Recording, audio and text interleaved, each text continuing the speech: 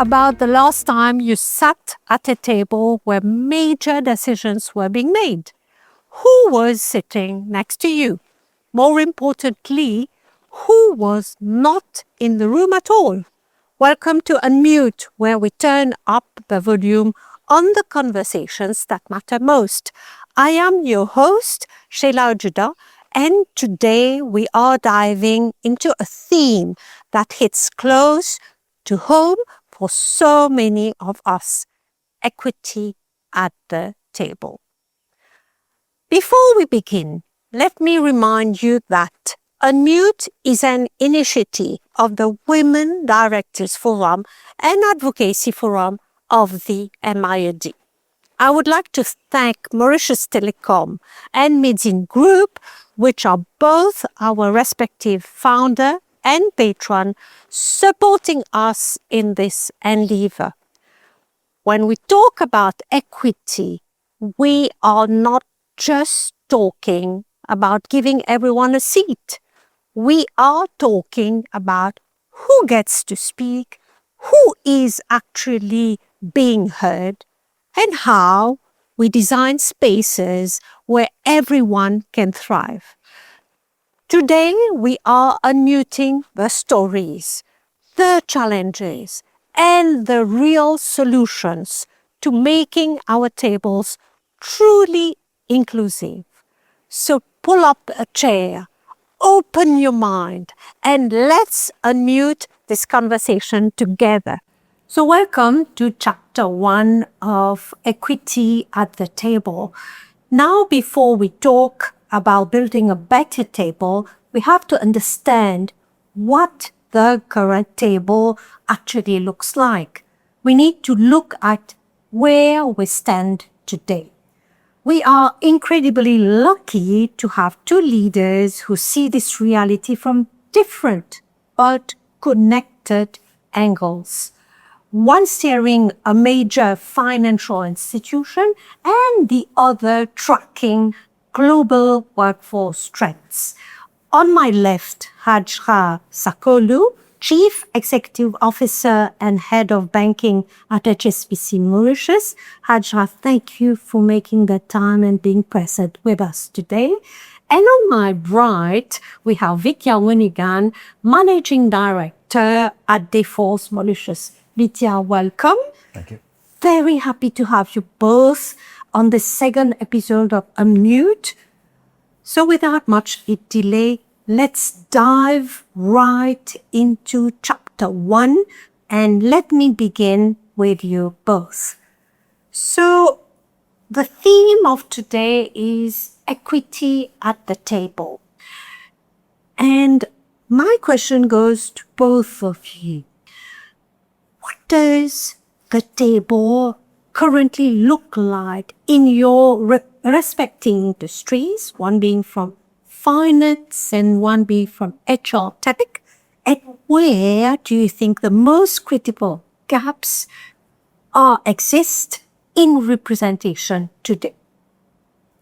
Over to you. First of all, thank you, Sheila, and thank you to the MIoD for hosting this very interesting and important topic on equity at the table. Maybe from a banking perspective, I'll comment because this is my area. I was just reading the survey from Bank of Mauritius, which was issued in September 2005. It consists of 9,700 employees, the workforce itself across the banking sector. But if you look at the composition, we have 44% male and the rest 56% female, right? But if you look further down, only 25% of the actual executive position. So 28% are in executive position in the banking sector, and 25% are at board position level. There is a marked difference between the actual number of people in, working in the banking and in leadership. If you go even further down, 52% of the banks which were surveyed do not have female representation at executive level, which is quite surprising. And, I was shocked myself. And even if you look down further, from a CEO perspective, not only until last year, we had no female representative at, CEO level. Until last year when it's me and, Sangeeta from BCP, we became CEO. So I think there is still a lot of work to do. It's true that it's positive. It's moved in the right direction, but there is still a lot of work needed in terms of moving to the next step. In terms of barriers, I would say there are quite a few. First of all, I would say that career interruption penalties is one, because people think, maybe female might take breaks in between, and this can kind of affect their career.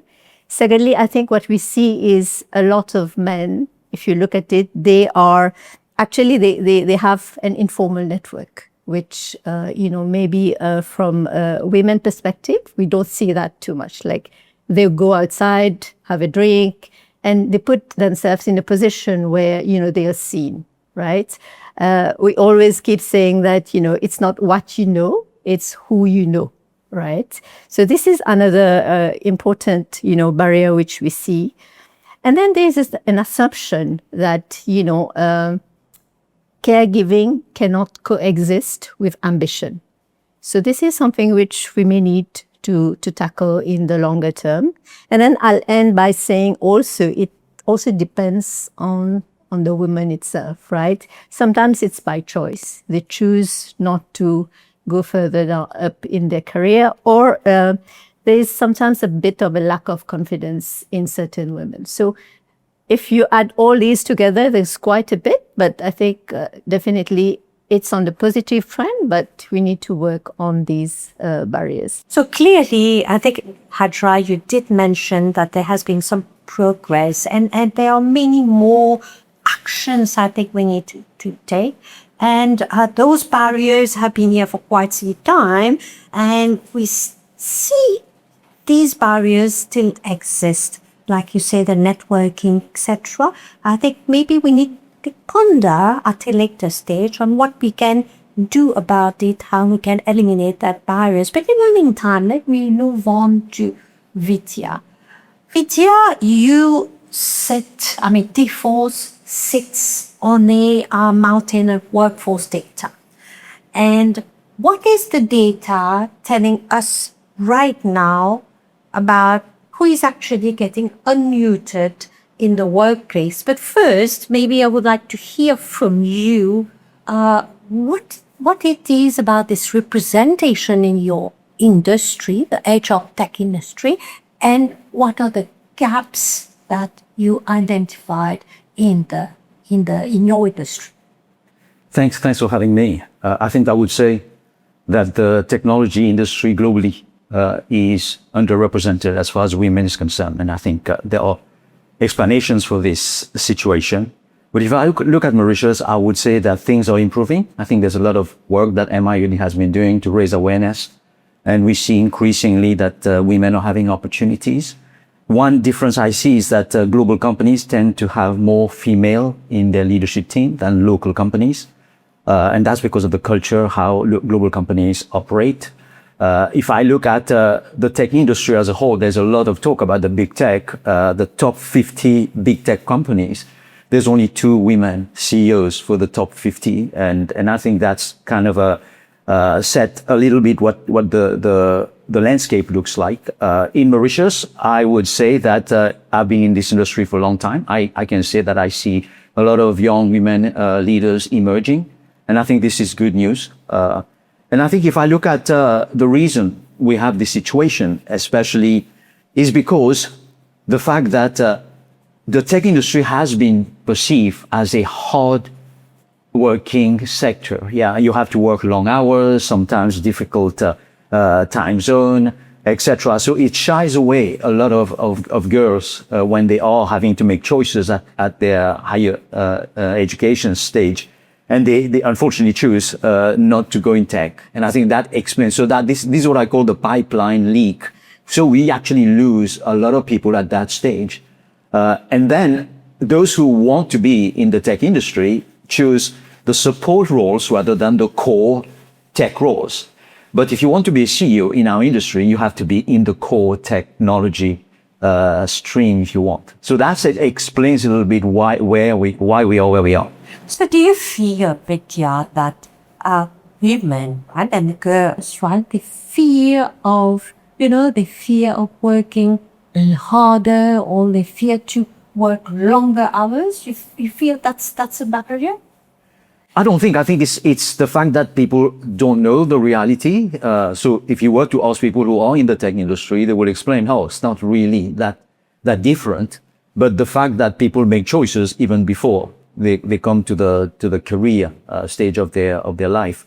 I would say that now with technology, I mean, you asked me about what the data is actually showing. I think what we are seeing increasingly is like flexibility and working from home, etc., is enabling women to actually get into the industry.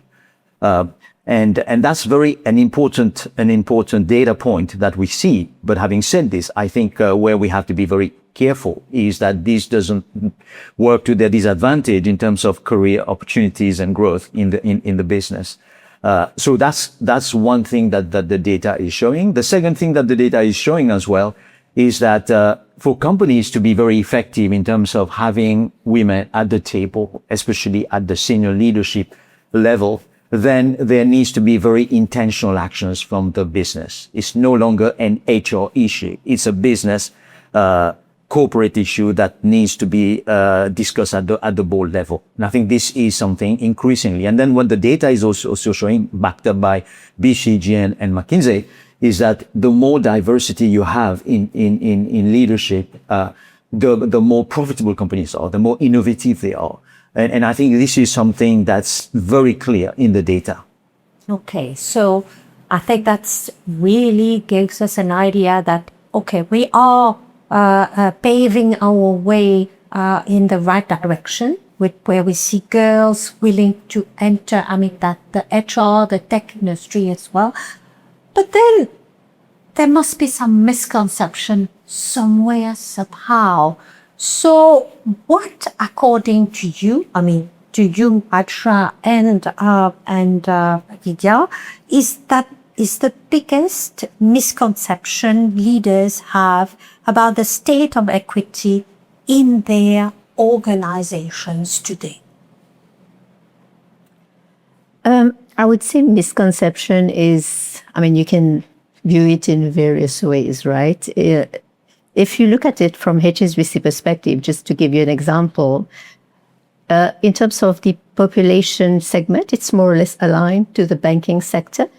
But then when you look down, my board composition, for example, my exco, I have 57% women and the rest is men. Actually, the men are complaining now because women have outnumbered, the number of women we have.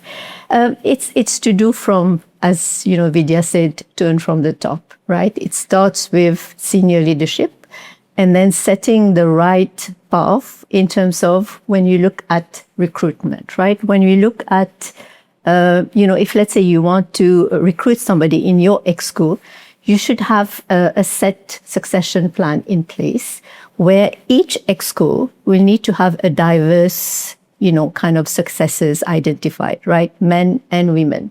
So what we do is usually when we select people, we shortlist, people for interviews, we ensure that there is a mix of men and women. That's the first step. Second step that we do is we ensure that the panel, which is recruiting, is also men and women, so that there is no bias, right? So I think it's very important. There is still a bit of misconception, but I think if it comes from the top down to everyone, they all know it's part of the policy, it's part of the process, then they have to make it work. I think when I became CEO last year, there's a lot of things I did in the bank to ensure that, everyone's voice gets heard. First of all, I started with a lot of exchanges, right? I said, I need to hear everyone. We don't have a lot of people, but I ensure that we do a series of breakfast sessions. Over 6 months, I covered the whole population, right? And then I realized that there are certain things which came out, but certain things which do not come out because people don't share everything, right? Especially some who are the shy ones, they will keep quiet and not say. Then this year, what I did is I said, let's do one-to-one exchanges. So I picked up the talent and some of the others. And then it's a mix of women and men, but looking at the successes, etc. Then I sit down with them and say, let's discuss your career, which is something which you cannot talk openly. Then I made them do their personal development plans and then to see how I can support as the CEO, in advancing their career. So I think if, let's say, something like that gets, cascaded to other companies, that would definitely help. But yeah, I think there's still some misconceptions, but I think there are certain things which can be done to address those were great engagement initiatives that led to create that equity, that what we are thinking about. So Vidya, do you agree with what Hajrah has been saying, is that it's tone at the top that we need to look into and clarify and be sure about where we want to go and what we want to do? Agree, fully agree. I think there is, I think one of the blind spots or misconceptions, if you want, is that sometimes people don't understand there's a difference between equity and equality. So companies will say, hey, I've got policies for men and women. We are very equitable, and so we're not doing anything wrong. I think what they don't understand is that certain representation within their workforce have different barriers. And I think equity is where you give everybody the same chances, the same resources, and the same support to actually succeed in what they want to do. I think this is something that very often senior leadership would say, hey, we're doing everything right. Why are you saying that we are not actually taking care of the women to progress in their career? I think that's definitely something that needs to be addressed.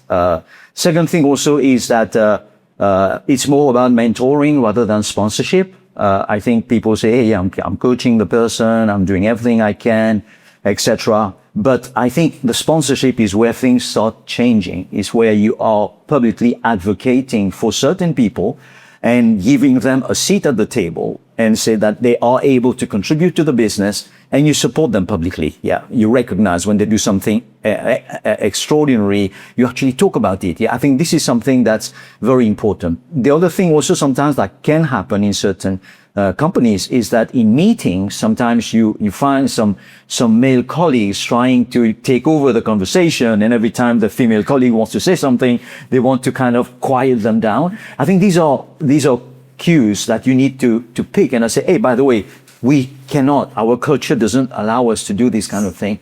But sometimes people don't catch on this, and I think these are very subtle things that need to be that you need to be aware of and then address them on the spot. So very nicely said. The culture and the support, this is what we need to look into and work on that. So Vidya and Hajrah, thank you both. So we have laid out the hard numbers that you mentioned and the current reality of where we want to stand. And it is clear that while there is progress, we still have some important gaps to close. This is the end of chapter 1. We have covered where we stand. Next time, we will go deeper to talk about how we lead. So this is chapter 2 of Equity at the Table. See you next week.